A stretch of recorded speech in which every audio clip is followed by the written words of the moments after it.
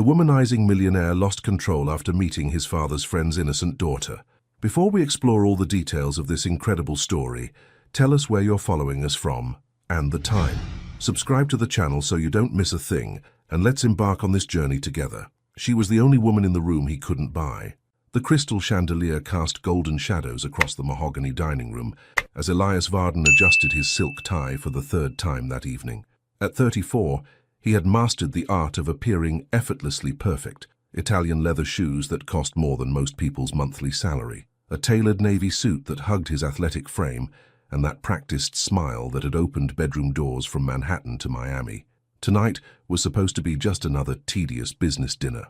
His father, Harrison Varden, had insisted on hosting their oldest business partner and his family at the estate. Networking, the old man had called it, though Elias suspected it was more about showing off their renovated dining room and vintage wine collection. Elias checked his Rolex, a nervous habit he'd developed during board meetings. The guests would arrive any moment, and he was already planning his escape route. Maybe he'd slip away after the main course, call up Brianna, or was it Bethany, the blonde model from last week's yacht party. They were all starting to blur together anyway. The heavy oak door creaked open, and his father appeared, his silver hair perfectly styled despite his 72 years. "They're here," Harrison announced, his voice carrying that commanding tone that had built empires. "And Elias, I want you on your best behavior tonight. Thaddeus Pierce has been my partner for over 20 years. His family deserves our respect." "Of course, Dad," Elias replied, slipping his phone into his jacket pocket. "When am I not respectful?" Harrison raised an eyebrow but said nothing. They both knew the answer to that question. As they walked toward the foyer, Elias mentally prepared himself for another evening of forced conversations and polite lies. He'd shake hands with Mr. Pierce, a man he'd met countless times at company functions but never really noticed. He'd compliment Mrs. Pierce on her dress, make small talk about the weather, and count the minutes until he could retreat to his penthouse in the city. But as they reached the marble foyer, something shifted in the air. She entered like morning light breaking through storm clouds, quietly, without fanfare, yet impossible to ignore. The pale blue dress she wore wasn't designer. Elias could tell by the simple cut and modest neckline. Her dark curly hair was pulled back in a loose bun, with a few rebellious strands framing her heart-shaped face. She wasn't wearing the kind of jewelry that usually caught his attention. No diamonds, no gold, just small pearl earrings that seemed to glow against her smooth, dark skin.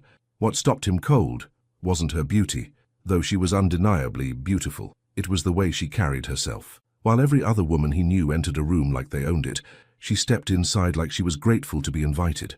Her dark eyes swept the opulent foyer, taking in the marble columns, the priceless artwork, the grand staircase, but instead of the calculated assessment he was used to seeing, there was genuine wonder in her gaze. "Elias," his father's voice seemed to come from somewhere far away, "I'd like you to meet Thaddeus Pierce and his family." The older man stepped forward, tall, lean, with work-roughened hands and kind eyes. "Mr. Varden, thank you for having us in your beautiful home." Elias shook his hand, noting the firm grip of a man who'd built his success through honest labor rather than inheritance. But his attention kept drifting to the young woman standing slightly behind her father, her hands clasped in front of her. "And this is my daughter, Savannah," Thaddeus said, his voice filled with unmistakable pride and protectiveness. She stepped forward, extending her hand with a grace that seemed natural rather than practiced. "Mr. Varden, it's a pleasure to meet you." Her voice was soft but clear, with a slight southern lilt that suggested small-town roots rather than big-city sophistication. When her fingers touched his, Elias felt something he couldn't quite name, a warmth that had nothing to do with physical attraction and everything to do with something deeper, something he'd never experienced before. "The pleasure is mine," he heard himself say, though his usual smooth confidence seemed to have deserted him. She looked up at him then, really looked, and for a moment time seemed suspended. Her eyes weren't calculating or flirtatious. They weren't trying to seduce or manipulate. They were simply honest, open, unguarded in a way that made him feel suddenly exposed, as if she could see through all his carefully constructed facades. Then she smiled, not the practiced, seductive smile he was accustomed to, but something genuine and warm, and looked away, her cheeks coloring slightly. "Savannah just finished her master's degree in early childhood education," Thaddeus was saying, his hand resting protectively on his daughter's shoulder. "She's thinking about opening her own school someday. That's wonderful, Elias managed, though he found himself struggling to form coherent sentences. When was the last time he'd been tongue-tied around a woman?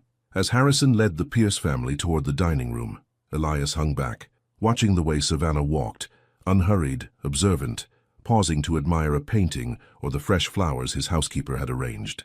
She didn't seem impressed by the wealth surrounding her, merely appreciative, like someone who understood the difference between luxury and beauty.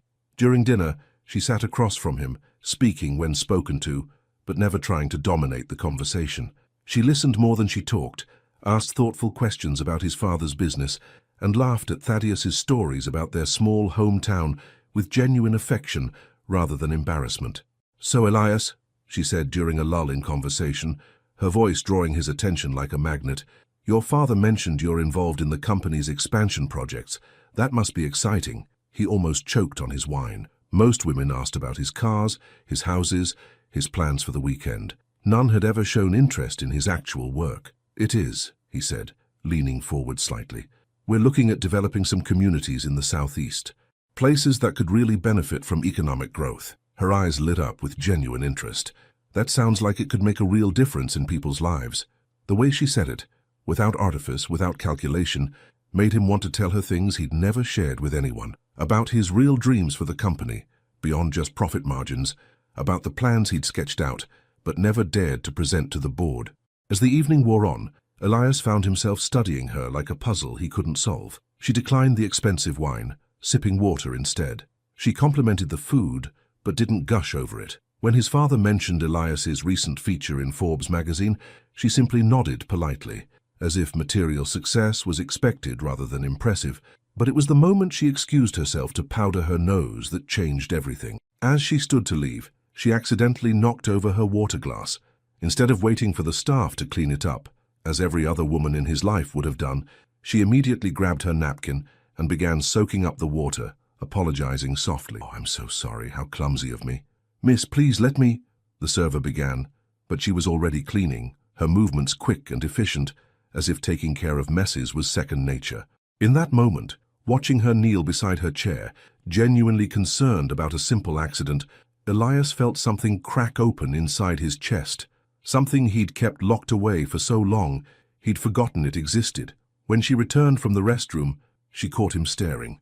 Their eyes met across the table, and for the second time that evening, the world seemed to pause.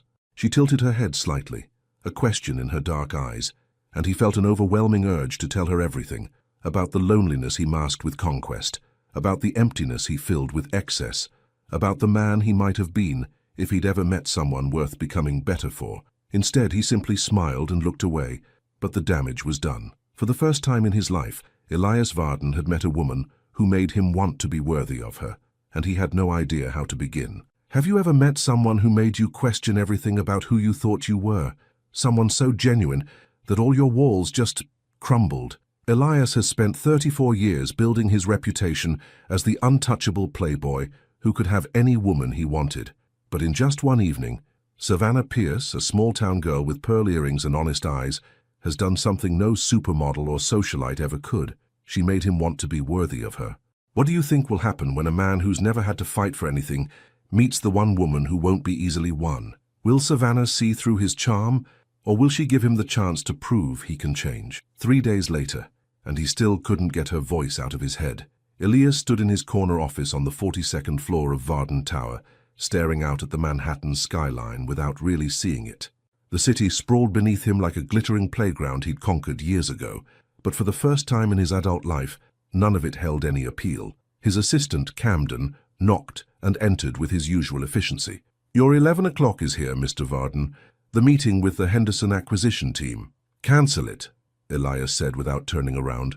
Camden paused, stylus hovering over his tablet. In 5 years of working for Elias, he'd never heard him cancel a multi-million-dollar deal. "Sir, this acquisition has been in the works for 6 months. Mr. Henderson flew in from Dallas specifically for—" "I said cancel it." Elias's voice was sharper than he intended. He ran a hand through his dark hair, then turned to face his assistant.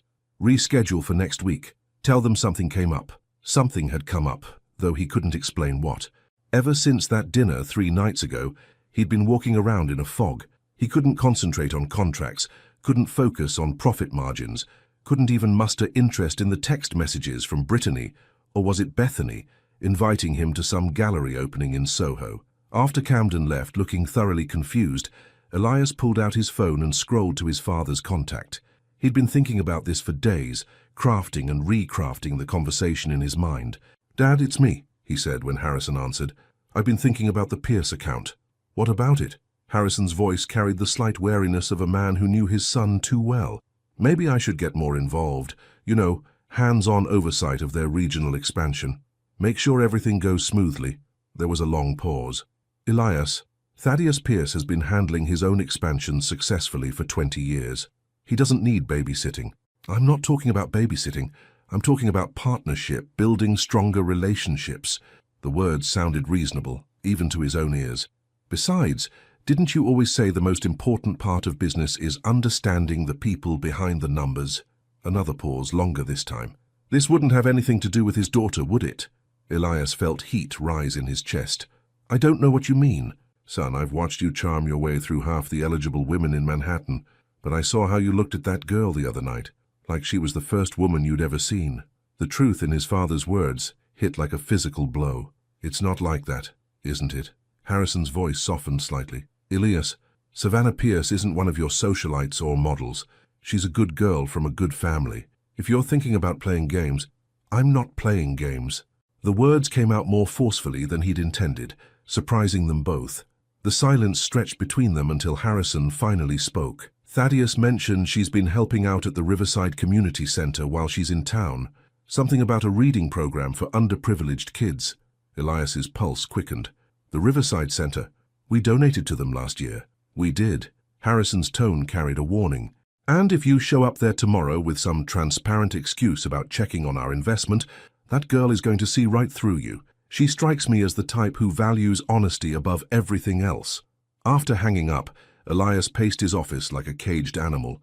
His father was right. Showing up at the community center would be obvious, desperate even. But the alternative was waiting for another family dinner, another business meeting, another chance encounter that might never come. He'd built his reputation on taking what he wanted, without hesitation. But for the first time in his life, he was terrified of making the wrong move. That evening, instead of hitting his usual haunts, the exclusive clubs, the rooftop bars, the private parties, Elias found himself driving through Queens. He told himself he was just exploring, just getting a feel for the neighborhoods his company might develop. But when he found himself parked across from a small diner called Maggie's Kitchen, watching through the window as families shared simple meals, he finally admitted the truth. He was looking for her. The next morning, he stood in front of his walk-in closet, staring at rows of designer suits and Italian silk ties. Everything looked wrong. Too expensive, too polished, too much like the man he'd always been, and not enough like the man he wanted to become. Finally, he selected dark jeans, a simple white button-down, and leather boots that had actually been worn before. Looking in the mirror, he barely recognized himself, but for the first time in years, he looked real. The Riverside Community Center occupied a converted school building in a neighborhood that gentrification hadn't yet discovered. The brick facade was weathered but well-maintained, with colorful murals painted by local artists and a small garden where elderly volunteers tended to vegetables and flowers. Elias sat in his car for 10 minutes, engine running, hands gripping the steering wheel. He'd negotiated billion-dollar deals with heads of state, but walking into a community center to see a 22-year-old woman felt like the most terrifying thing he'd ever attempted. Through the front windows, he could see children running around, their laughter spilling out onto the street, and then he saw her. Savannah was sitting cross-legged on a colorful rug, surrounded by kids who couldn't have been more than 6 or 7 years old. She held a picture book in her hands, her voice animated as she brought the story to life. Even from the distance, he could see how the children hung on her every word, their faces tilted up toward her like flowers following the sun. She was wearing jeans and a soft yellow sweater, her hair falling in loose curls around her shoulders. There was something so natural about the scene, so effortlessly beautiful, that Elias felt his chest tighten with an emotion he couldn't name. A little boy with gap-toothed grin crawled closer to her, resting his head against her knee as she read. Without missing a beat in her storytelling, she gently stroked his hair, and the gesture was so tender, so instinctive, that Elias felt something fundamental shift inside him. This wasn't the woman from the dinner party. Polite, reserved, careful. This was Savannah in her element, surrounded by the work she loved, with children who clearly adored her. This was who she really was, when she thought no one was watching. And suddenly, all his carefully planned approaches, all his strategies and techniques, felt foolish and inadequate. How could he compete with this?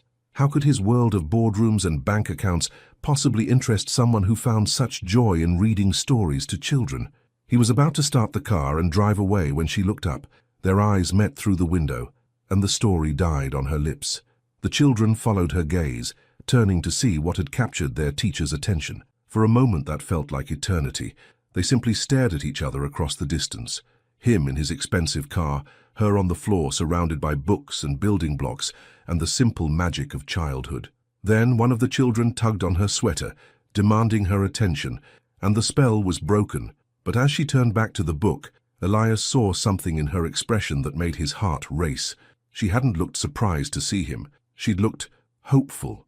And in that moment, Elias Varden realized he wasn't just pursuing a woman anymore. He was chasing the possibility of becoming the man she might actually want. "You're not very good at being subtle, are you?" Elias froze halfway out of his car, one foot still on the pavement, the other inside the vehicle as if his body couldn't decide between advancing or retreating. Savannah stood on the community center steps, arms crossed but not defensively, more like she was trying to keep herself warm in the October breeze. "I'm sorry, I didn't mean to," he started, but she held up a hand. "Disturb my reading session?" "You didn't." The kids loved having an audience. Her lips curved into the slightest smile. "Though I'm pretty sure Mrs. Chen from the front desk is about to call security if you keep sitting out here staring at the building." Heat flooded his cheeks. When was the last time he'd blushed? "I wasn't staring at the building." "No," she said quietly, her dark eyes meeting his. "You weren't." The honesty in her voice stopped him cold. No games, no pretense, just acknowledgement of what they both knew was happening. It should have made things easier, but somehow it made everything infinitely more complicated. "Would you like to come in?" she asked, gesturing toward the building. "The kids have art time next, but I have a few minutes." Following her inside felt like crossing some invisible threshold.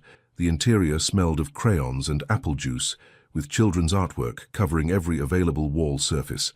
Hand-painted signs pointed toward different rooms: reading corner, computer lab, dream big room.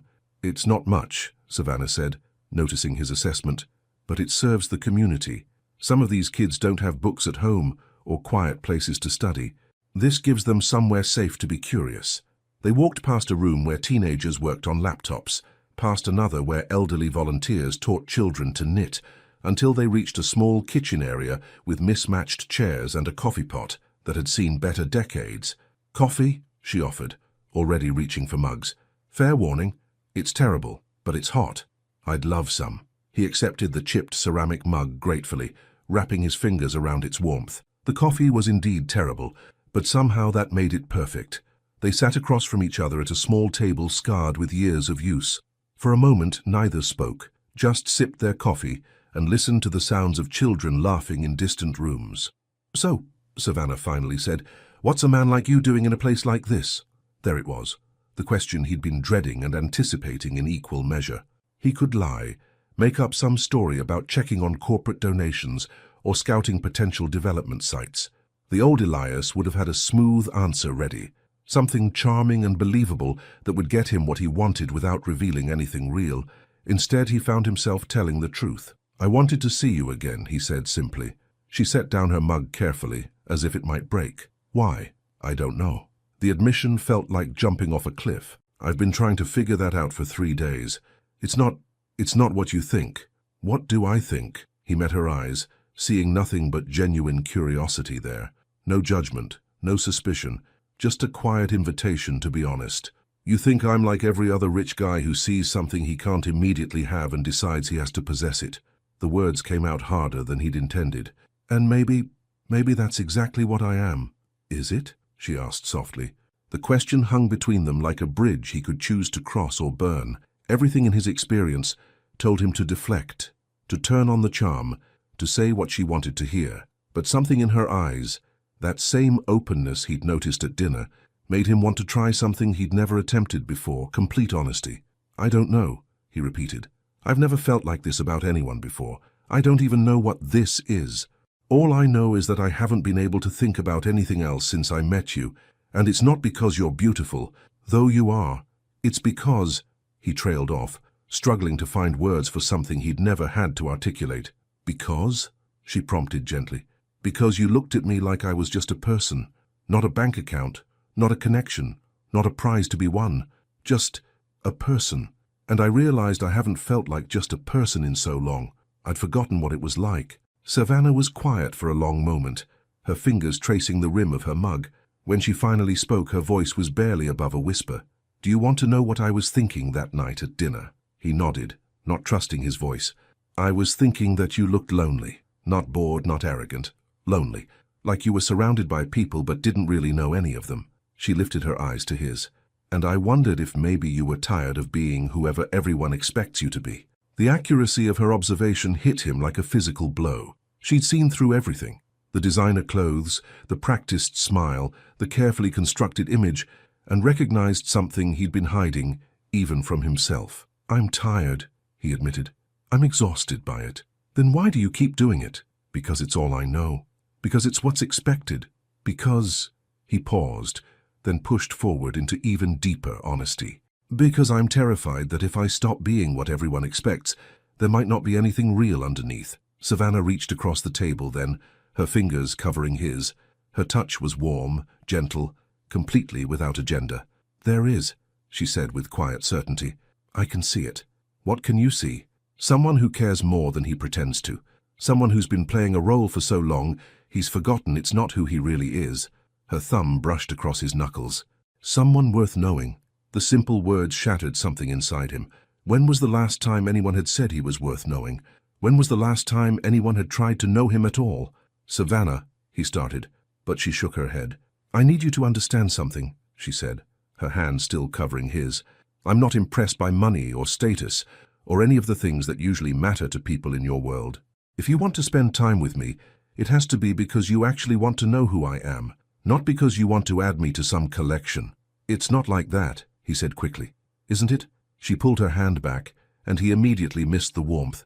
"Because from where I'm sitting, this looks a lot like a very rich man who's used to getting what he wants, and I'm just the newest challenge." Her words stung because part of them rang true. How many times had he pursued women simply because they represented something he couldn't easily obtain? How many relationships had been built on conquest rather than connection? But this felt different. This felt— "You're right," he said finally. "Maybe that's how this started. Maybe I am used to getting what I want without having to really work for it. But sitting here with you, drinking terrible coffee, and talking about things I've never said out loud, this isn't about winning anything. This is about finding something I didn't even know I was looking for." She studied his face for a long moment, as if trying to read the truth written there. "What are you looking for, Elias?" The question was so simple, so direct, that it cut through every defense he'd ever built. "Something real," he whispered.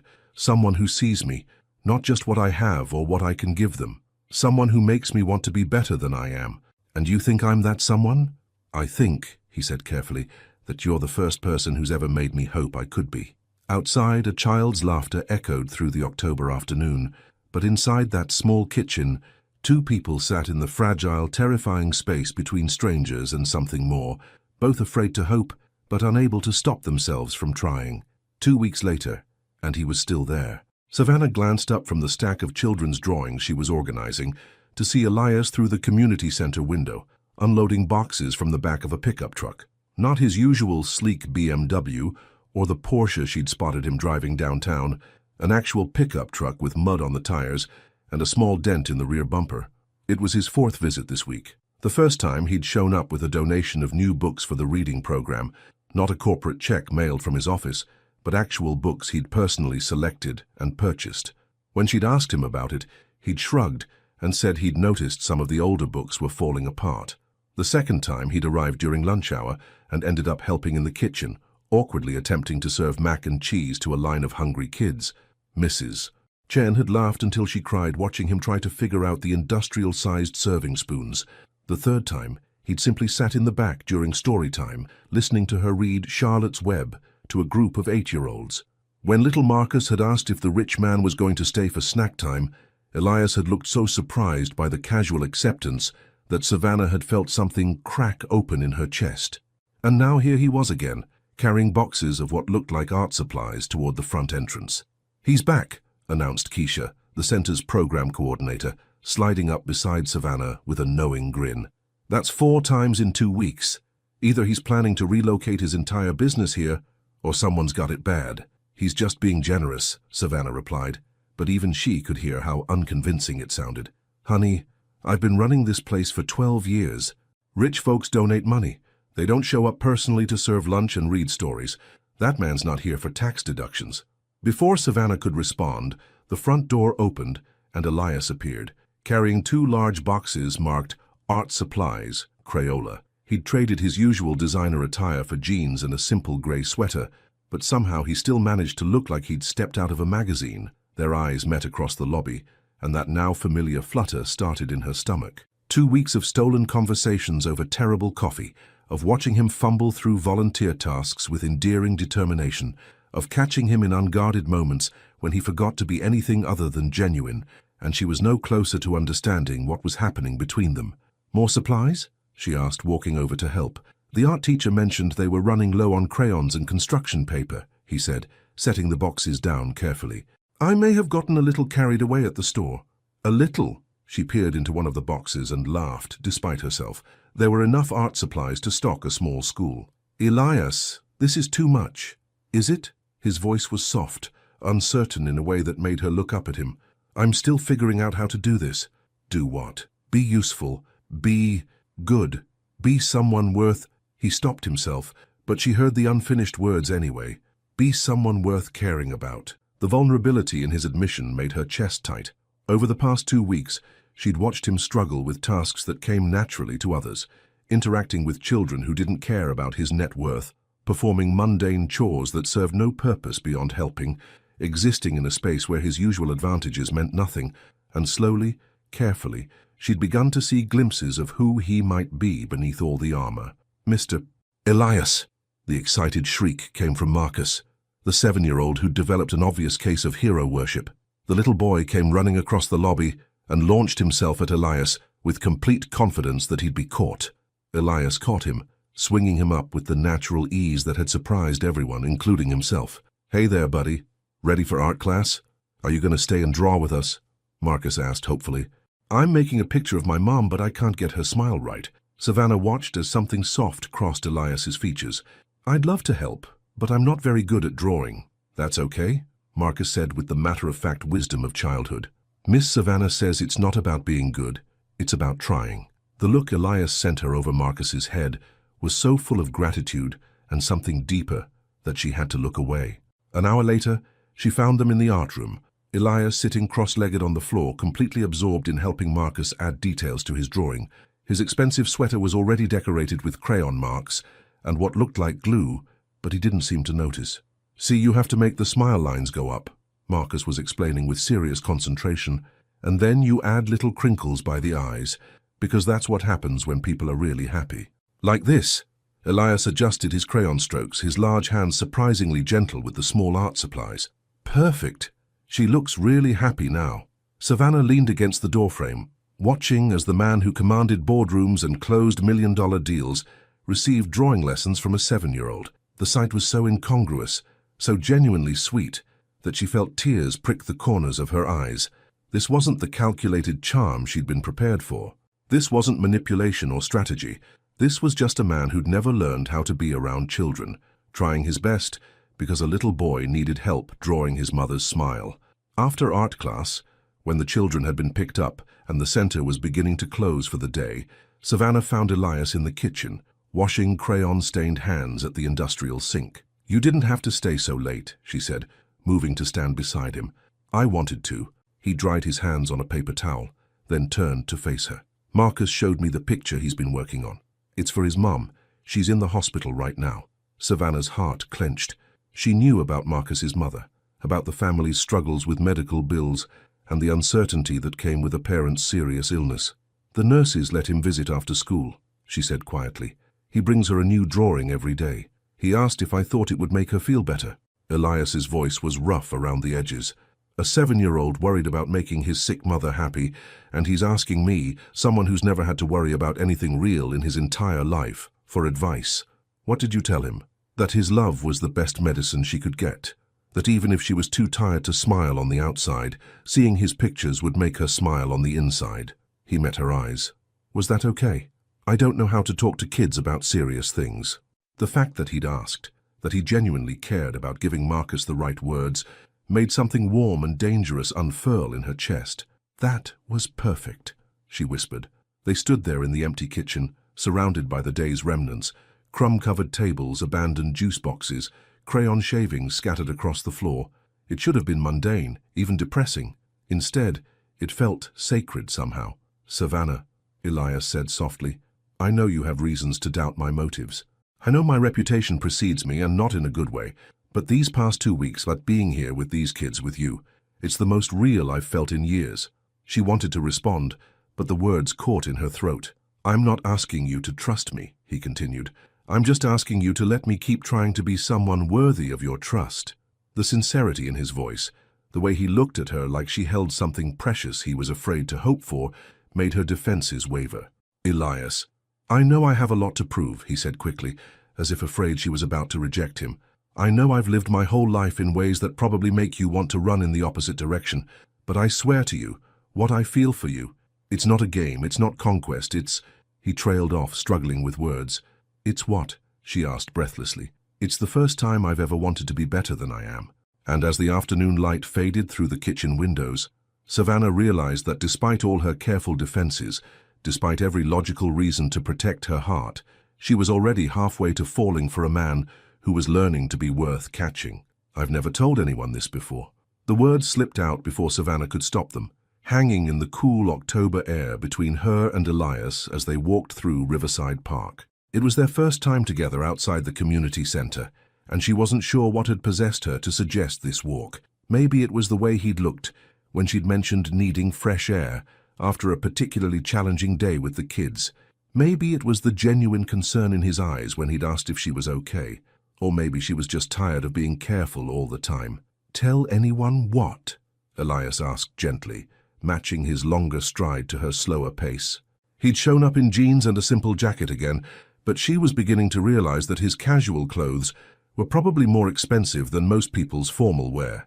Still, the effort to blend in, to not make her feel out of place, meant something. They'd been walking for 20 minutes talking about everything and nothing. The changing leaves, Marcus's improvement in reading, the new volunteer who'd accidentally mixed salt into the kids' hot chocolate. Safe topics, comfortable topics. But something about the golden afternoon light and the way he listened, really listened, like her words mattered more than anything else in the world, had lowered her defenses. "I've never been kissed," she said quietly, then immediately felt heat flood her cheeks. "I mean, I've never been with anyone at all." Elias stopped walking so abruptly that she took 3 more steps before realizing he was no longer beside her. When she turned back, he was staring at her with an expression she couldn't quite read. "I'm sorry," she said quickly, embarrassment making her voice tight.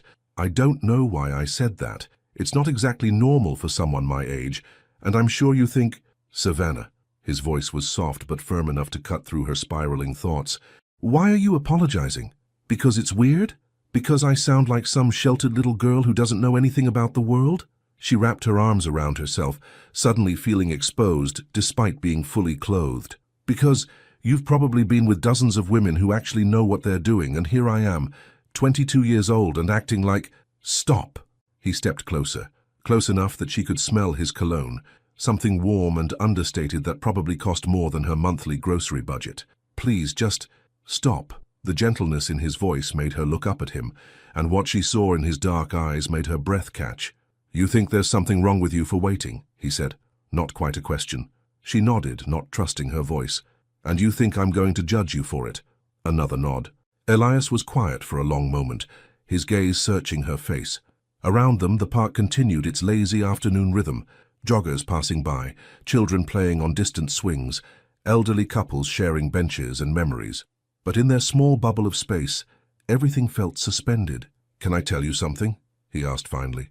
She nodded again. "In all my years of dating, relationships, whatever you want to call them, I've never met anyone who chose to wait because they were looking for something real. Most people I know, myself included, treated intimacy like another transaction, something to get or give without much thought about what it meant.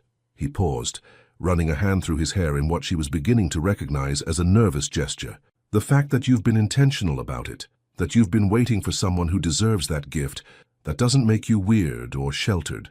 That makes you brave. Brave, the word came out as barely more than a whisper. It takes courage to hold out for what you really want when everyone around you is settling for less. His voice was rough with sincerity. It takes strength to protect something precious when the world tells you it doesn't matter. Tears pricked at the corners of her eyes. She'd spent years feeling like something was wrong with her, like she was missing some essential part of the human experience. Her friends from college had all moved through relationships with casual ease, while she'd stood on the sidelines, too afraid of getting her heart broken to even try. My father always said I should wait for someone who saw me as more than just a conquest, she said softly. Someone who would value what I was offering, not just take it because it was available. Your father sounds like a wise man. He was protecting me, I think, from men like... She trailed off, realizing what she'd almost said. From men like me, Elias finished quietly. She looked up at him, seeing pain flicker across his features. I didn't mean... Yes, you did. And you were right too. He turned slightly, gazing out across the park. I've been exactly the kind of man your father was warning you about. I've taken intimacy without giving anything real in return. I've treated relationships like business deals, temporary arrangements with clear exit strategies. The honesty in his admission made her chest ache. But, he continued, turning back to face her, I've never wanted to be different until now. I've never met someone who made me want to earn something instead of just taking it. Elias, I'm not asking for anything, he said quickly. I'm not trying to rush you or pressure you or convince you that I'm suddenly some different person. I'm just telling you that what you've chosen to protect, what you've been waiting for, it's not weird or old-fashioned or naive. It's beautiful, and whoever you eventually choose to share that with is going to be the luckiest person alive. The way he said whoever, like he wasn't assuming it would be him, like he was genuinely just happy for some hypothetical future person who might earn her trust, made something crack open inside her chest. They started walking again, the silence between them comfortable now rather than awkward. As they rounded a bend in the path, they came upon a small pond where an elderly couple sat feeding ducks from a park bench. 57 years, the woman was saying to the man, her voice carrying on the breeze. And you still save me the last piece of bread. Always will, Margaret, the man replied, pressing a kiss to her weathered hand. Always will. Savannah and Elias slowed their pace, both drawn to the simple intimacy of the moment. There was something so pure about it. Two people who'd chosen each other over and over again through decades of ordinary days and extraordinary challenges. That's what I want, Savannah said softly, the words escaping before she could think better of them. What? That.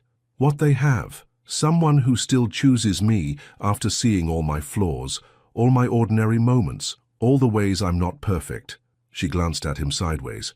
Someone who saves me the last piece of bread.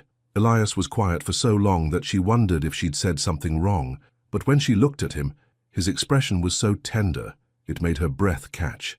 You deserve that, he said finally. You deserve someone who sees you as a gift, not a conquest. Someone who protects what you're offering instead of just taking it. The way he was looking at her, like she was something precious and fragile and worth protecting, made her feel brave in a way she'd never experienced before. What if, she said carefully, her heart hammering against her ribs, what if I think you might be that someone? He stopped walking again, turning to face her fully.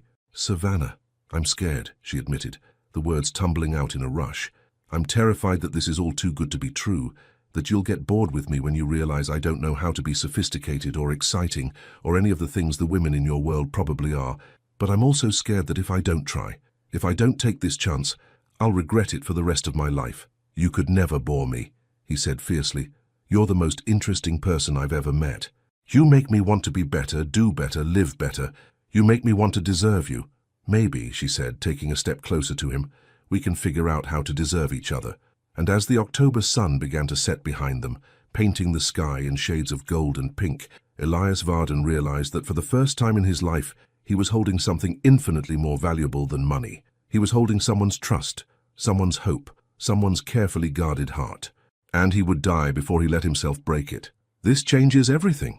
The words whispered against her lips as Elias pulled back from their first kiss, his forehead resting against hers in the doorway of her small apartment. 3 weeks had passed since their walk in the park, 3 weeks of stolen moments and careful conversations, of him picking her up after her volunteer shifts and driving her home through the quiet streets of Queens.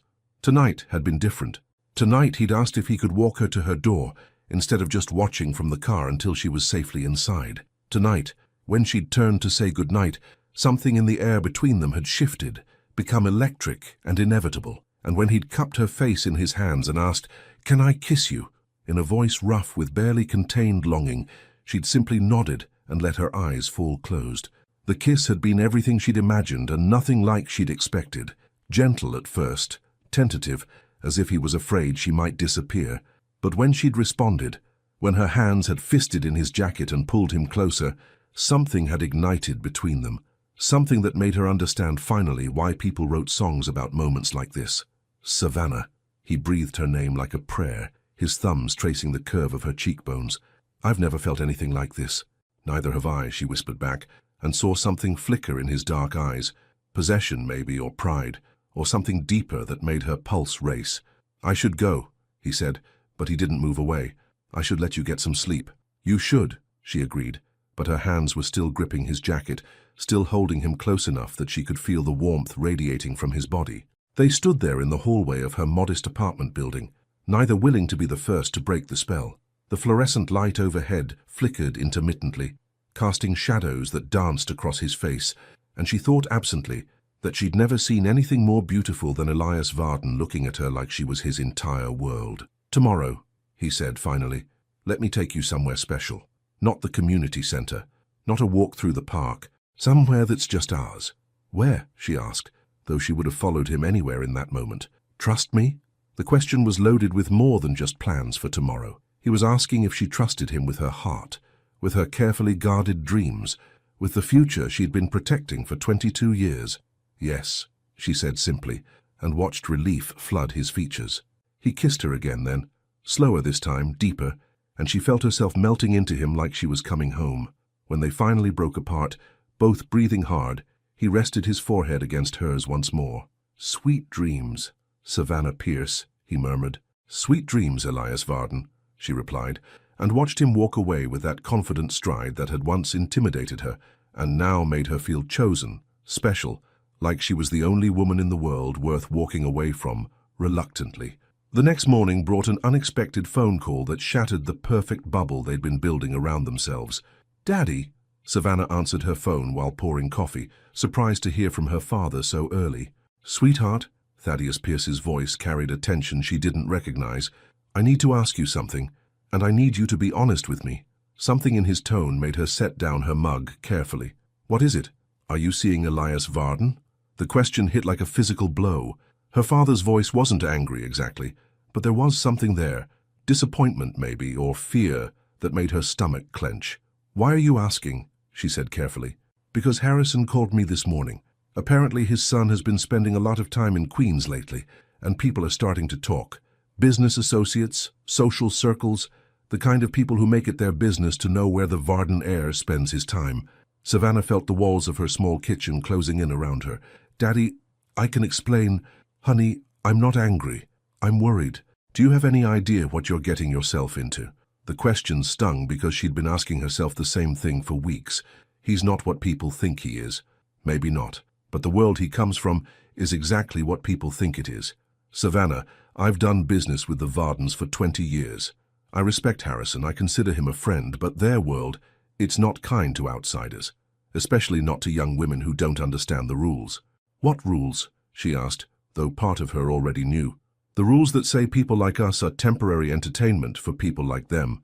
The rules that say when the novelty wears off, when his family starts pressuring him to settle down with someone from his own social class, someone suitable, we're the ones who get hurt." Each word landed like a stone in her chest.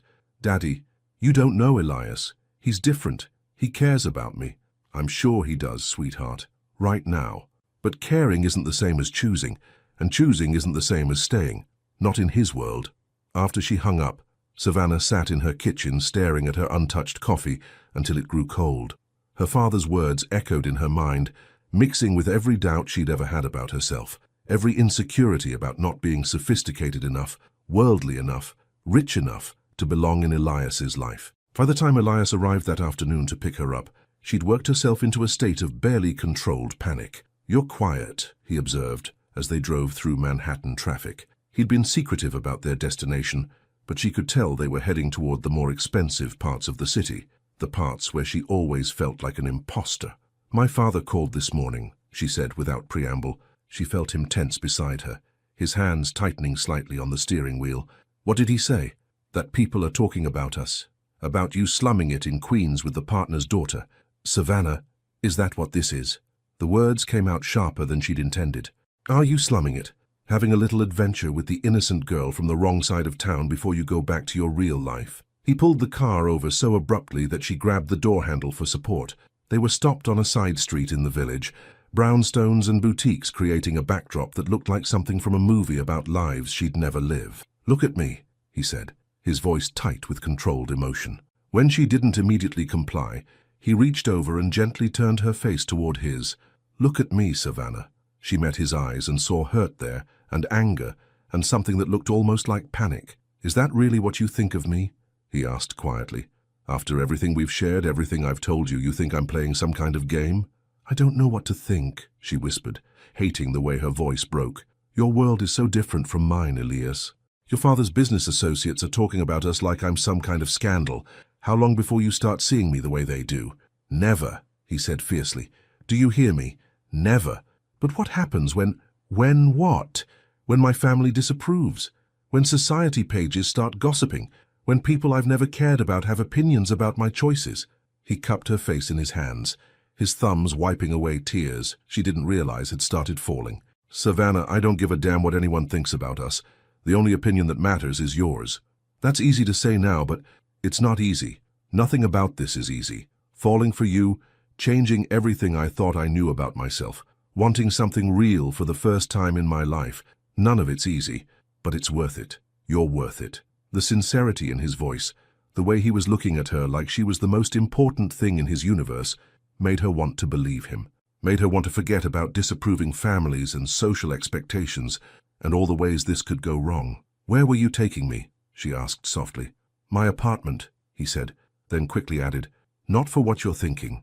I wanted to cook for you. I wanted to show you something I've never shown anyone else." "What?" "The man I am when I'm not trying to be what everyone expects. The man I want to be for you." And despite every warning voice in her head, despite every logical reason to protect her heart, Savannah found herself nodding, choosing trust over fear, choosing him over safety, choosing love over the comfortable distance that had kept her heart whole but empty for 22 years. This isn't who I really am. Elias's penthouse was everything Savannah had expected, and nothing like she'd prepared herself for. Floor-to-ceiling windows offered a breathtaking view of Manhattan's skyline, while abstract paintings, that probably cost more than her father's annual salary, hung on pristine white walls. The furniture was sleek, modern, expensive, and somehow completely impersonal, like a high-end hotel suite rather than someone's home. But it was the kitchen that stopped her cold. Unlike the rest of the apartment's sterile perfection, the kitchen showed signs of actual use. Cookbooks with worn spines lined a shelf beside the stove. A well-seasoned cast-iron pan hung from a hook near the window. Fresh herbs grew in small pots on the windowsill, and she could see flour dusting the marble countertop. "You actually cook," she said, surprised. Surprised? Elias hung his keys on a hook by the door, and she noticed his hands were shaking slightly. He was nervous, she realized. In his own home, he was nervous to have her there. "A little," she admitted. "I figured someone like you would have a chef, or just order from expensive restaurants every night.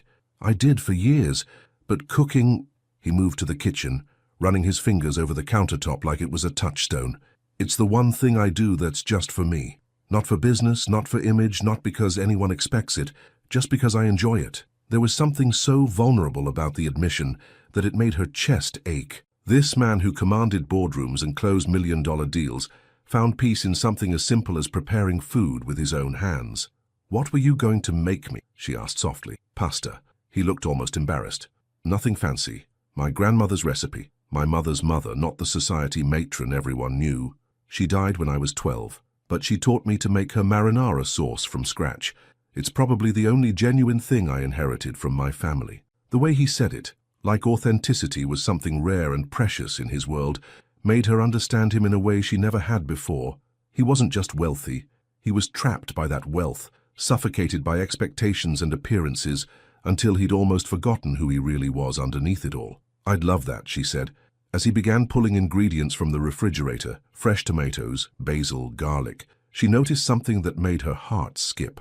On the refrigerator door, held by a simple magnet, was the drawing Marcus had made of his mother, the one from art class, with the carefully crafted smile and the crinkled eyes that showed real happiness. "You kept it," she said, touching the paper gently. "He gave it to me," Elias said, following her gaze. "Said I helped make it special, so I should have a copy too. I've never—" He paused, his voice thick with emotion. "I've never had a child give me anything before. Not because they wanted something from me, not because their parents told them to, just because they wanted to share something that made them happy." The raw honesty in his voice broke something open inside her chest. This man who had everything money could buy treasured a crayon drawing from a 7-year-old more than any of his expensive possessions. "Tell me about your grandmother," she said, settling onto a bar stool to watch him work. As he began chopping garlic with practiced precision, Elias started talking about Sunday dinners in a tiny kitchen in Brooklyn before his family's fortune grew, about learning to knead dough standing on a step stool beside a woman who spoke broken English but perfect love, about how his grandmother had died just as his father's business began to really take off, taking with her the last person who saw him as just Elias instead of the Varden heir. "She used to say that food made with love tastes different," he said, adding olive oil to a pan with a practiced flick of his wrist, "that you could tell when someone cooked just to nourish versus when they cooked to show off. She sounds wonderful. She was the only person who ever saw me for who I really was instead of what I represented." He glanced up at her, and something in his expression made her breath catch. "Until you." The words hung between them as he continued cooking, the kitchen filling with the warm scents of garlic and basil. Savannah watched his hands as he worked, confident, gentle, creating something beautiful from simple ingredients, and felt herself falling deeper into love with this man who was so much more complex than she'd ever imagined. "Can I ask you something?" she said as he stirred the sauce. "When you were with other women, the models, the socialites, did you ever bring them here?" His hand stilled on the wooden spoon. "Yes," he said quietly. The admission stung, even though she'd known it was coming. "But," he continued, turning to face her fully, "I never cooked for them. I never told them about my grandmother. I never showed them Marcus's drawing or talked about what the community center means to me. This, what we're doing right now, I've never shared this with anyone." "Why me?" she whispered. "Because you make me want to be real. Because when you look at me, I don't see calculation or agenda or someone trying to figure out what I'm worth. I see someone who might actually care about who I am underneath all the noise." He moved closer, stopping just in front of her stool. "Because you're the first person I've ever met who makes me feel like I might be enough, just as I am." The vulnerability in his admission made her want to cry. This man who seemed to have everything was starving for something she'd never thought to value: simple acceptance, genuine connection, someone who loved him for his heart instead of his bank account. "Elias," she said softly, reaching out to touch his face, "you are enough. You've always been enough." He leaned into her touch like a man dying of thirst. "I'm so afraid you're going to realize you deserve better than someone who's spent 34 years being shallow and selfish. And I'm afraid you're going to realize you could have anyone in the world, someone sophisticated and glamorous who actually belongs in places like this." They looked at each other across the kitchen island, both of them afraid, both of them hoping, both of them balanced on the knife's edge between safety and love. "What if we're both wrong?" he said finally. "What if we're exactly what each other needs?" Before she could answer, his phone rang. The sound cut through the intimate atmosphere like a blade, and she saw him glance at the screen with a frown. "It's my father," he said, conflict clear in his voice. "Answer it," she said, though something cold was settling in her stomach. "Elias, we need to talk." Harrison Varden's voice was loud enough that she could hear it from across the kitchen. "About your recent activities." "I'm busy right now, Dad." "I'm sure you are. But this can't wait. I've been getting calls all day, from board members, from business associates, from people who matter to this company's reputation. Apparently, you've been seen around town with Thaddeus Pierce's daughter."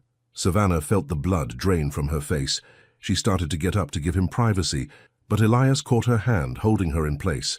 What I do in my personal time isn't anyone's business, Elias said, his voice carefully controlled. It is when it affects the company, when it affects our family's standing in the community. Son, I like Thaddeus, and I'm sure his daughter is a lovely girl, but you have to understand how this looks. How does it look, Dad? Like you're having a midlife crisis at 34. Like you're rebelling against your responsibilities by playing house with someone completely inappropriate. The word inappropriate hit Savannah like a slap. She tried to pull her hand away, but Elias tightened his grip, his eyes never leaving her face. She's not inappropriate, Elias said, his voice dangerously quiet. She's perfect. Perfect for what? A fling? A walk on the wild side? Elias, be realistic.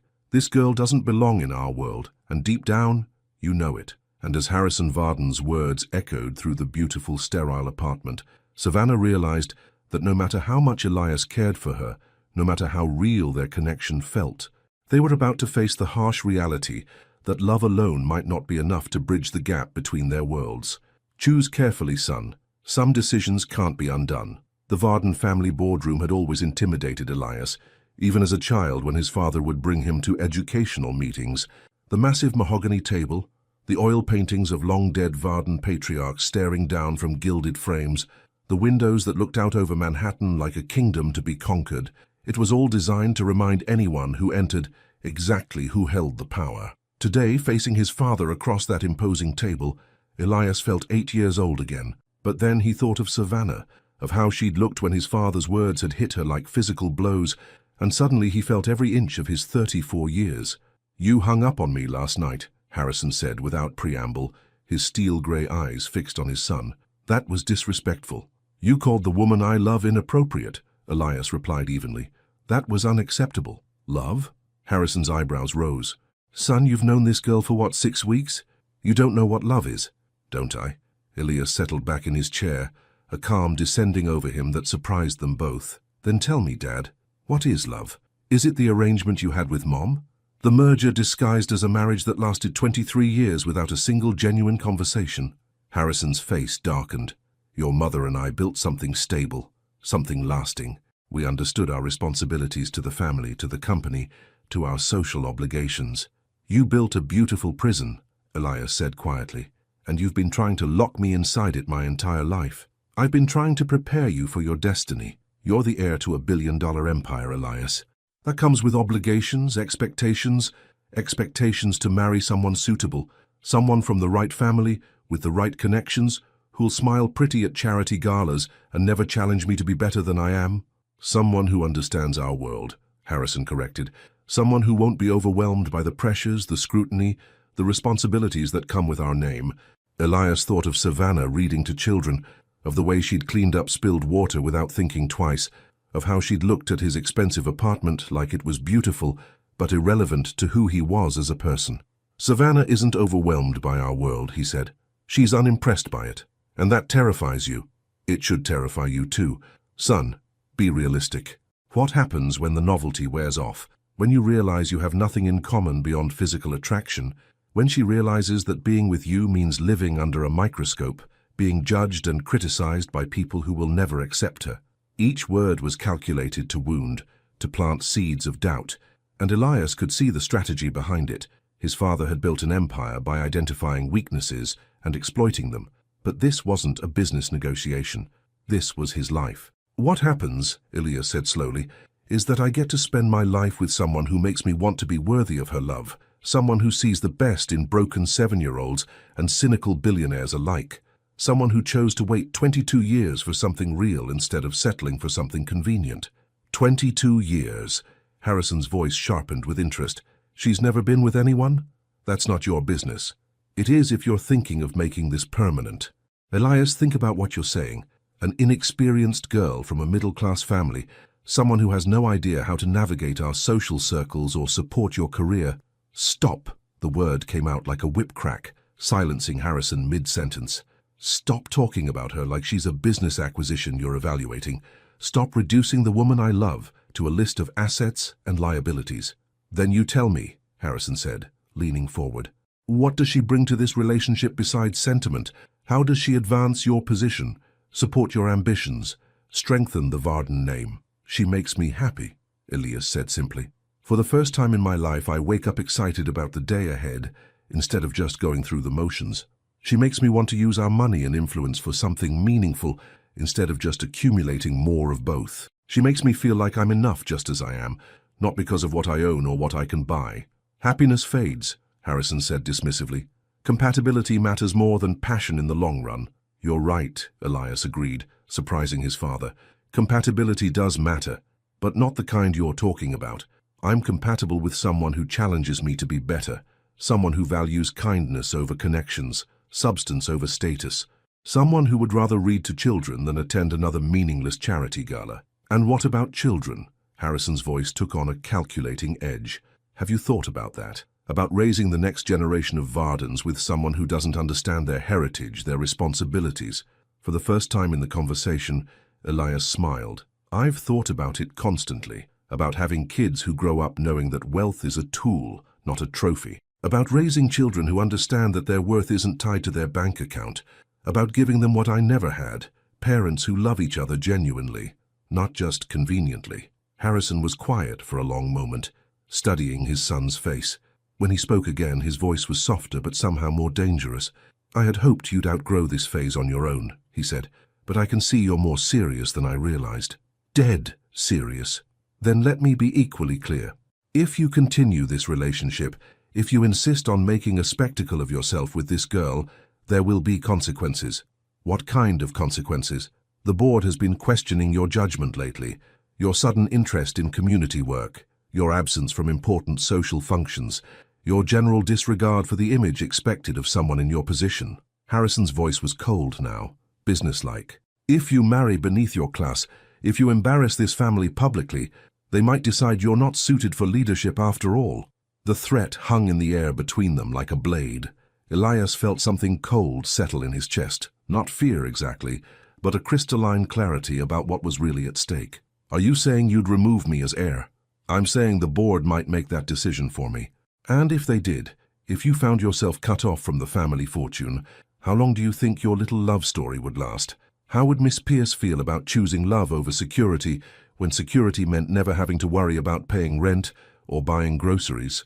The cruelty of the suggestion, that Savannah would abandon him if he lost his money, made Elias's jaw clench. But beneath the anger was something else, a growing certainty about what really mattered. You want to know the difference between you and me, Dad? Elias stood slowly, straightening his tie with deliberate calm. You think money is what makes people stay. I've learned that it's usually what makes them leave. Meaning Savannah has never asked me for anything. Not dinner at expensive restaurants, not jewelry, not access to my social circle. She doesn't want my money. She wants me. And if I lost every penny tomorrow, I know she'd still choose me over any other man in the world. You're gambling everything on a fantasy, Harrison said, but there was something almost desperate in his voice now. I'm choosing love over fear, Elias corrected. Something you never had the courage to do. He moved toward the door, then paused with his hand on the handle. I'm going to ask her to marry me, he said without turning around. And when she says yes, and she will say yes because we love each other in a way you've never understood, I hope you'll find a way to be happy for us. But if you can't, if you choose your precious image over your son's happiness, then you'll have to live with that choice. Elias, I spent 34 years being the son you wanted instead of the man I was meant to be, Elias said, finally turning back to face him. I won't spend the rest of my life making that same mistake. And as he walked out of the boardroom, leaving his father speechless behind the mahogany table, Elias Varden realized he'd just drawn a line in the sand that would change everything, and for the first time in his life, he was completely at peace with the consequences. I have something to ask you, and I need you to know that your answer changes everything. The rooftop garden of Elias's building was a hidden oasis 30 floors above the chaos of Manhattan. String lights twinkled between carefully tended plants, and the city sparkled beyond the glass barriers like a field of fallen stars. He'd spent all afternoon up here, pacing among the roses and herbs, rehearsing words that seemed inadequate for everything he was feeling. When the elevator opened and Savannah stepped out, wearing the simple blue dress she'd worn to their first meeting, his heart stopped completely. This is beautiful, she said softly, taking in the garden, the candles he'd lit, the small table set for two with takeout containers from their favorite diner in Queens. You did all this? I wanted it to be perfect, he said, his voice rougher than intended. I wanted to give you something beautiful that was just ours. She moved closer, and he could see concern in her dark eyes. Elias, what's wrong? You sounded strange on the phone, and you look like you haven't slept. He hadn't slept. After the confrontation with his father, he'd spent the night walking the streets of Manhattan, thinking about everything he was about to risk, everything he was willing to lose for the woman standing in front of him. I had a meeting with my father yesterday, he said carefully. Her face went pale. About us, about our future, about the fact that I'm in love with you, and I don't care who approves or disapproves. Elias, let me finish, he said gently, taking her hands in his. Please, I need to say this. She nodded, but he could see the fear building in her eyes. My father thinks you're inappropriate for me. He thinks our relationship is a phase, a rebellion, something I'll outgrow when I remember my responsibilities to the family business and our social standing. Each word was a knife twist, and he watched them land on her like physical blows. He's wrong, Elias continued, his voice growing stronger, about all of it. What I feel for you isn't a phase. It's the first real thing I've ever experienced. You're not inappropriate, you're perfect. And if loving you is rebellion, then I want to be a rebel for the rest of my life. But your family, your business, will survive without me if they have to. But I won't survive without you. The words hung between them in the candlelit air, heavy with meaning and possibility, and the kind of risk that either destroys everything or transforms it completely. Savannah, he said, dropping to one knee right there among the rooftop roses, pulling out a ring that wasn't the massive diamond his world would expect, but a simple, perfect solitaire that caught the city lights like captured starshine. I know this is fast. I know we're from different worlds. I know there are 1,000 reasons why this might not work. Tears were streaming down her face now, her hands pressed to her mouth as if she could hold back the sob building in her chest. But I also know that I've never been happier than I am with you. I've never been more myself than when I'm making you laugh, or reading stories to kids at the community center, or just sitting in terrible diner coffee shops talking about our dreams. His voice broke slightly. I love you, Savannah Pierce. Not because you're beautiful, though you are. Not because you're kind, though you are. I love you because you see the man I could be and make me want to become him. Elias, she whispered. Marry me, he said simply. Marry me and let's build something real together, something that matters, something that lasts not because we're supposed to be together, but because we choose to be. For a moment that felt like eternity. She just stared at him, tears reflecting the city lights, her whole future balanced on the edge of her next words. Yes, she breathed. Yes, of course, yes. He slipped the ring onto her finger with shaking hands, then stood and pulled her into his arms, kissing her with all the love and relief and desperate joy flooding through him. She tasted like tears and hope and the promise of every tomorrow he'd ever wanted. I love you, she whispered against his lips. I love you so much it terrifies me. Why does it terrify you? She pulled back to look at him, and something in her expression made his heart skip, because I know what this means. What we're going to have to face. Before he could ask what she meant, his phone rang. The sound cut through their perfect moment like a blade, and when he saw his father's name on the screen, something cold settled in his stomach. Don't answer it, Savannah said, but her voice was already resigned. I have to, he said. If we're going to do this, if we're going to build a life together, I need to face whatever's coming. Elias, Harrison's voice was colder than winter when he answered. I assume you haven't changed your mind about your little infatuation. If you mean have I changed my mind about marrying the woman I love, then no. The silence on the other end stretched so long that Elias wondered if the call had dropped. I see, Harrison said finally. Then you should know that as of this morning the board has voted. You're being removed as heir to the company, effective immediately. The words hit like a physical blow, but somehow Elias found he wasn't surprised. I see. Your trust fund will remain intact until you're 35, as per your grandfather's will. But your position in the company, your access to business accounts, your role in family decisions, all of that ends now. And if I break up with Savannah, if I end this relationship and come crawling back, then we can discuss reinstating you, assuming you make more appropriate choices going forward. Elias looked at Savannah, who was watching his face with growing alarm, and felt a strange peace settle over him. Then I guess this is goodbye, Dad. Don't be dramatic, son. You have time to reconsider. But not much time. The announcement will be made public tomorrow unless you change your mind.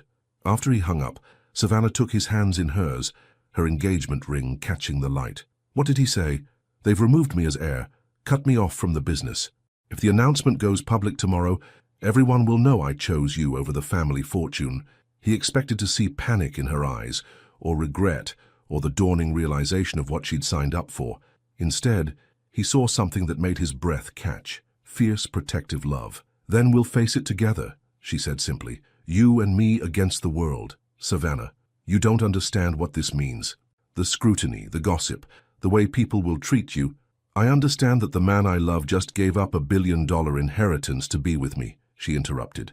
I understand that you chose us over everything else, and I understand that if our love can survive that kind of sacrifice, it can survive anything. But even as she said the words, even as she held him close under the starlit sky, Savannah felt something dark and frightened uncurling in her chest. Because tomorrow, when the news broke, when the whole world knew that Elias Varden had been disowned for love, they would both discover exactly what that love was really worth. And in the distance, like thunder before a storm, she could already hear the sound of their perfect world beginning to crumble. Sometimes loving someone means letting them go. The headlines were everywhere. Varden heir disowned for love. Billionaire's son loses fortune over mystery woman. The fall of a dynasty. Elias Varden's shocking choice. Savannah stared at her phone screen in the break room of the community center, reading article after article about their engagement, each one more invasive than the last. Somehow the media had gotten hold of her photo, her background, even details about her father's business relationship with the Vardens. Sources close to the family describe Pierce as a naive small-town girl who has clearly manipulated the young heir. Friends worry that Varden has been seduced by someone completely inappropriate for his social standing.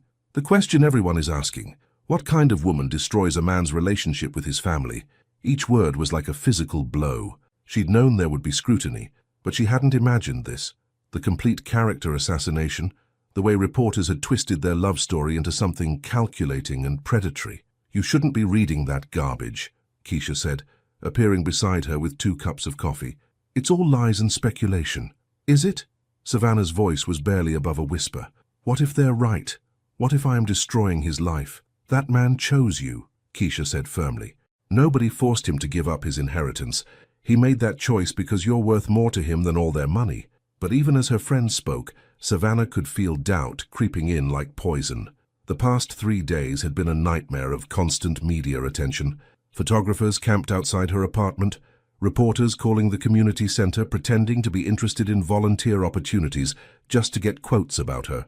And through it all, Elias had been trying to shield her, fielding calls from lawyers and PR specialists, his jaw tight with the strain of watching the woman he loved being torn apart in public. The breaking point came that afternoon. Savannah was reading to the children when she noticed Marcus sitting apart from the group, his usual bright smile replaced by confusion and sadness. During snack time, she pulled him aside. Hey, buddy, you seem upset today. What's wrong? Marcus looked up at her with 7-year-old eyes that held too much worry. Miss Savannah, are you really a bad person like they said on TV? The question hit her like a sledgehammer. What did they say on TV, sweetheart? My mom was watching the news and they showed your picture. They said you were trying to steal Mr. Elias's money and that you were making his family sad. His small voice broke slightly. But you're not bad. You read to us and you help with my drawings, and you never ask for money. Savannah knelt down to his level, her heart breaking. Marcus, listen to me. Sometimes grown-ups say things that aren't true because they don't understand. You know who I really am, right? He nodded, but she could see the seeds of doubt that had been planted by adult cruelty. That evening, when Elias arrived to pick her up, she could see the toll the past few days had taken on him. His usually perfect appearance was rumpled. There were dark circles under his eyes and his hands shook slightly as he helped her into his car. We need to talk, she said quietly. He nodded, driving them to the small park where they'd had their first real conversation. As they sat on a bench overlooking the pond, where the elderly couple had fed ducks just weeks ago, Savannah felt like she was looking at the remnants of a different life. I can't do this anymore, Elias. The words fell between them like stones, and she watched his face go completely still. Can't do what? This. Us. I can't watch you lose everything because of me. I can't have 7-year-olds asking me if I'm a bad person because the news says I'm destroying your life. Tears were streaming down her face now, but her voice remained steady. I can't be the reason you're cut off from your family. Savannah, we talked about this. We knew it would be hard. Hard? She turned to face him fully, and he flinched at the pain in her eyes. Elias, they're calling me a gold digger. They're saying I seduced you to get access to your money. They're camped outside the community center, disrupting the kids' programs, all because I fell in love with you. The media attention will die down. Will it? Or will this follow us forever? Will our children someday have to defend their mother against accusations that she trapped their father? She twisted the engagement ring on her finger, the diamond catching the last light of sunset. Will you wake up in 5 years or 10 and wonder if maybe they were right? Maybe you could have done better? Never, he said fiercely, reaching for her hands. Savannah, I love you. None of the rest matters. It does matter, she whispered. Your father called me today. Elias went rigid. What did he say? He offered me money. A lot of money. Enough to pay for my graduate school, to help my father expand his business, to set me up for life. She met his eyes, and the devastation she saw there nearly broke her resolve. All I had to do was break up with you and disappear. Please tell me you didn't. I told him I'd rather live in poverty with you than in luxury without you. Fresh tears spilled over. But then I started thinking, what if he's right? What if I'm being selfish?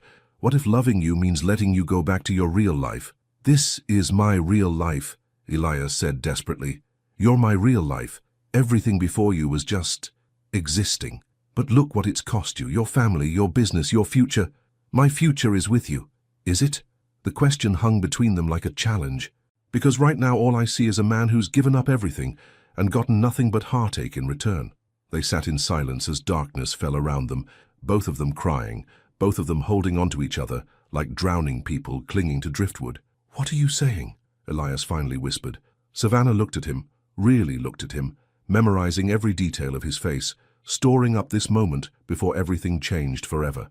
I'm saying I love you too much to let you sacrifice everything for me. I'm saying you deserve better than a woman who brings chaos into your life. I'm saying... Her voice broke completely. I'm saying goodbye. She slipped the ring off her finger and pressed it into his palm, closing his fingers around it even as he tried to pull away. Savannah, please, we can fight this together. We can... No, she said, standing up and stepping back before she lost her courage. We can't. Because every day we fight this, every day you choose me over them, you lose a little more of yourself, and I won't be the reason the man I love becomes someone he doesn't recognize. So that's it? His voice was raw with anguish. You're just going to walk away? Give up on us because it's hard? I'm walking away because it's impossible. She took another step back, putting distance between them before she changed her mind. And because loving someone sometimes means wanting what's best for them, even when it destroys you. As she turned to leave, she heard him call her name one last time, his voice breaking on the syllables like a prayer or a curse. But she didn't turn around. She couldn't, because if she looked at him one more time, if she saw the love and devastation in his eyes, she would run back to him and damn the consequences. Instead, she walked away from the only man she'd ever loved, leaving him sitting alone by the pond with an engagement ring in his palm and the ruins of their perfect world scattered around his feet. And as the city lights blurred through her tears, Savannah Pierce wondered if she'd just made the biggest mistake of her life or the most selfless act of love she was capable of. 2 years later, some love stories don't end, they just begin again. The small elementary school in Charleston, South Carolina, was nothing like the grand institutions Savannah had once dreamed of creating. It occupied a converted Victorian house with creaky floors and windows that stuck, but every room was filled with laughter, colorful artwork, and the kind of genuine learning that money couldn't buy. Savannah stood in her classroom, watching her first-grade students work on their reading comprehension, and felt something she hadn't experienced in 2 years. Complete peace. She'd built this. After leaving New York, after using the money she'd saved working at the community center, after countless nights wondering if she'd made the right choice, she'd finally created the school she'd always envisioned. Small, personal, focused on nurturing each child's unique gifts rather than preparing them for standardized tests. Miss Pierce, little Emma tugged on her dress. There's a man at the door. Savannah looked up from the book she was helping Timothy sound out, expecting to see a parent or perhaps the maintenance worker who'd promised to fix the stubborn window in the art room. Instead, she saw him. Elias stood in her doorway looking nothing like the polished businessman she remembered.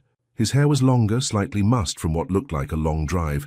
He wore simple jeans and a white button-down shirt that had seen better days, but his eyes, Those dark eyes that had haunted her dreams for 2 years were exactly the same. "Children," she said, her voice somehow steady despite the earthquake happening in her chest, "why don't you continue reading quietly while I step outside for a moment?" Her hands were shaking as she followed him into the hallway, closing the classroom door behind her. They stood there for a long moment, just looking at each other, the weight of 2 years and all their unspoken words hanging between them. "You found me?" she whispered finally. "It took a while," he said, his voice rougher than she remembered. "You're very good at disappearing." "I had to." The words came out broken. "Elias, what are you doing here?" Instead of answering immediately, he looked around the small school at the children's artwork covering the walls, the mismatched furniture that somehow created perfect learning spaces, the windows that let in golden South Carolina sunshine. "You did it," he said softly. "You built your school. It's not much. It's everything." He turned back to her, and she saw something in his expression that made her breath catch. "It's exactly what you said you wanted. A place where kids can just be kids, where learning happens through love instead of pressure." "Elias, we can't." She was struggling to form coherent thoughts with him standing so close, looking at her like she was everything he'd been searching for. "I know what you're thinking," he said gently. "You're thinking about the media, about my family, about all the reasons you walked away. But things have changed, Savannah." "What do you mean?" He reached into his jacket and pulled out a newspaper, not one of the gossip rags that had torn them apart, but a respectable business journal. The headline read, "Varden Industries announces new leadership as Harrison Varden steps down." "Your father retired?" "Heart attack," Elias said quietly. 6 months ago. Not serious, but enough to make him reevaluate his priorities. He asked me to come back, to take over the company." Savannah felt her heart sink. Of course. He'd gotten everything back. His inheritance, his position, his place in the world she could never belong to. "Congratulations," she managed. "I'm happy for you." I said no. The words hit her like lightning. "What?" "I turned him down. The board offered me full control, complete reinstatement, everything I'd lost." He stepped closer, and she could smell that familiar cologne, could see the flecks of gold in his dark eyes. "And I realized I didn't want it anymore. But it's your legacy, your birthright." "My birthright is loving you," he said simply. "Everything else is just noise." Tears were streaming down her face now, but she shook her head. "Elias, you can't just throw away your life again for me. I won't let you. I'm not throwing anything away. I'm choosing what matters."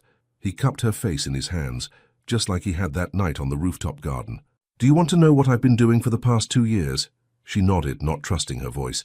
"I started my own company, small-scale development, but focused on communities that actually need help. Schools, community centers, affordable housing. I used my trust fund as seed money and built something real, something that matters." His thumbs wiped away her tears. "I learned how to be the man you saw in me, even when I couldn't see it myself. I don't understand. I understand if you can't forgive me for not fighting harder for us. I understand if 2 years is too long, if you've moved on, if..." "Moved on?" The words came out as a broken laugh. "Elias, I haven't gone on a single date. I haven't even looked at another man. I've spent 2 years trying to convince myself I did the right thing, but every morning I wake up missing you so much I can barely breathe." Hope flared in his eyes. "Then come home with me." "Where's home?" "Wherever you are." He pulled the engagement ring from his pocket, the same simple, perfect solitaire she'd given back to him in the park. "I kept this, just in case, just hoping that someday you might be ready to try again." "Elias." She stared at the ring, at the man holding it, at the impossible second chance she'd never dared to dream of. "What about your family? What about the media? My father and I have made peace. It turns out nearly losing your son makes you reconsider what's really important."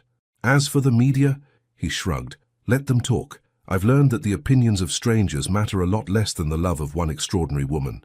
The children, my school, keep it, expand it, build 10 more just like it. I'll fund them all if you want." He got down on one knee right there in the hallway of her small school, just like he had on that rooftop 2 years ago. "But do it as my wife. Let me spend the rest of my life supporting your dreams, instead of asking you to sacrifice them for mine." Through the classroom window, she could see her students watching with wide eyes and barely contained excitement. In the distance, she could hear the sounds of children playing outside, their laughter mixing with the warm southern breeze. This was her world, small, simple, real, and somehow Impossibly, he was asking to be part of it. "Yes," she whispered, then louder. "Yes, yes, 1,000 times, yes." As he slipped the ring onto her finger, as he stood and kissed her with 2 years of longing and love, her classroom erupted in cheers from the children who'd been watching through the window. Emma was jumping up and down, Timothy was clapping, and somewhere in the back of her mind, Savannah realized that this was what love looked like. Not perfect, not easy, but real and chosen and strong enough to survive separation and doubt and the cruel opinions of a world that didn't understand. "I love you," she whispered against his lips. "I love you too," he whispered back. "Always have, always will." That evening, as they sat on the front porch of her small house, sharing takeout from the local diner and watching the sunset paint the sky in shades of gold and pink, Savannah thought about the elderly couple they'd seen feeding ducks so long ago. 57 years, the woman had said, "and you still save me the last piece of bread." "Always will," the man had replied. Looking at Elias, older now, wiser, more himself than he'd ever been when he was trying to be what everyone expected, Savannah finally understood what forever looked like. It looked like choosing each other, again and again, through every storm. It looked like love that was strong enough to let go and brave enough to fight for a second chance. It looked like two people who'd learned that the best love stories don't end with happily ever after. They begin with, "Let's try again." And as the first stars appeared in the South Carolina sky, Elias Varden and Savannah Pierce knew they had the rest of their lives to prove that some love really is strong enough to conquer everything, including time, distance, and the fear that had once driven them apart. What do you think? Did Savannah make the right choice by waiting for love to find its way back to her? Sometimes the greatest love stories are the ones where people have to lose each other to realize what truly matters. Your participation in the channel is very important. Please leave your opinion in the comments. Thank you so much for watching until the end. If you enjoyed this story, don't forget to subscribe to the channel, leave a like, and comment your thoughts. Your participation is very important to us. See you next time.